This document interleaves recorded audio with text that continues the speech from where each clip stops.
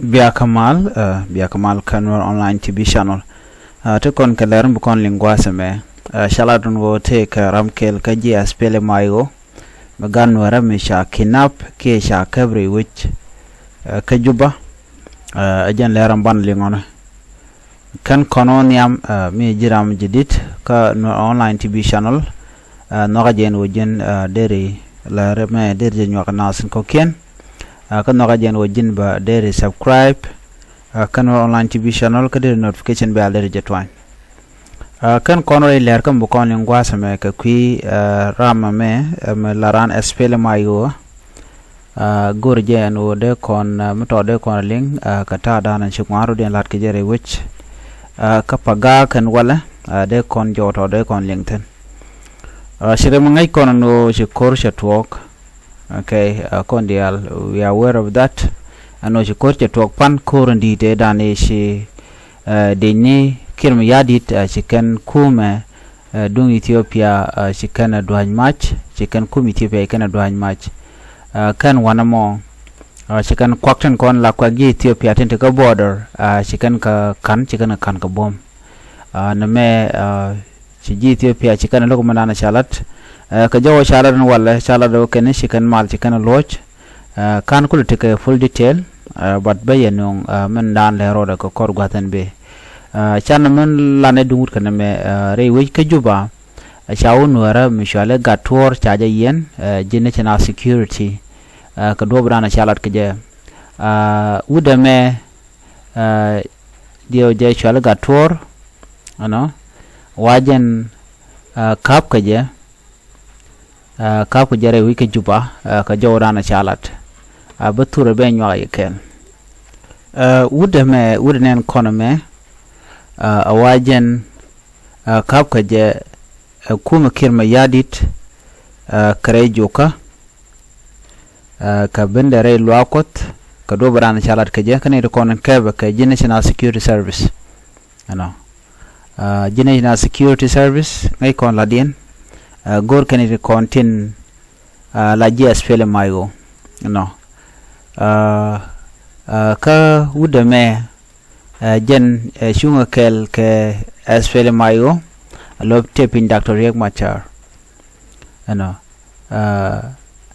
gatia gat kod wichar jen wajen ran asfele mayo use leak spokesman head of the National Committee for Information and Public Relation che jomo che jalat ngo cha gator kier cha jakef kaman kap kaje ka dobran gwi keneja kene gator jen leda la Secretary General of the SPLM Mayo ke student league jeni gwada waja captain jen re luakot ke Sunday jen re luakot ke Sunday ke Sunday service mijena mo chwajo kebene de kanngich dobran kap kaje chala de wojen chajo gorno de je convert ke der wudu shalka par call da je support che kule lok alo che no kono shunkel ga par call wa jendan gwike alo ramadan dong yen wudu me mishal ga gator ne general gator care wa gwike jen wa par call te kedo jen jak national security ko bikan wudu me bikan ka ki bikan yen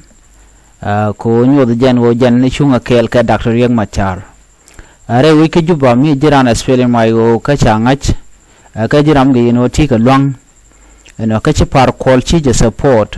ka jan gwazmen tama baji kep ka baji yen gwada dana chanang ten kwai ke je mi sha ko nang ka blue house ke gwada dien kana kon ngach chet kap je ne ka Sunday ye dana shiwa shwa jom chai ko blat wude pai kon sure pai kon lingan tama wudu shalka gatia gat kot we yar ran SPLM Mayo use leak dogo no gatia ga me jena jeram dan la roch ke spokesperson ka kanite kon til la SPLM Mayo no kamen jikan lat gwad me ken kum kirma yadi ta kanite kon kaf wudu me karam dan tiketet par call ngai kon par call no jeram dan force road ko dong dar gwada rik ma chawder je kan lo da la kwer so gor ne dial kon til la lo yal ka ke dak riang machar ko dere kan yal dere ka kan ala ne ke de support no mi cha support de ne tin kon tin ke dak riang machar point da chu tel power ke dere chu tel bang so shawudo me chaje kep ka ko gwata tin ka par ko jaram dan tekatet ajen jodana gore de nywa ya kel ka kwiut kana me jen shwale ga tor kier ka kap ka je re wich ka juba ntem ko gwadan tin ka dobdana chalat ke je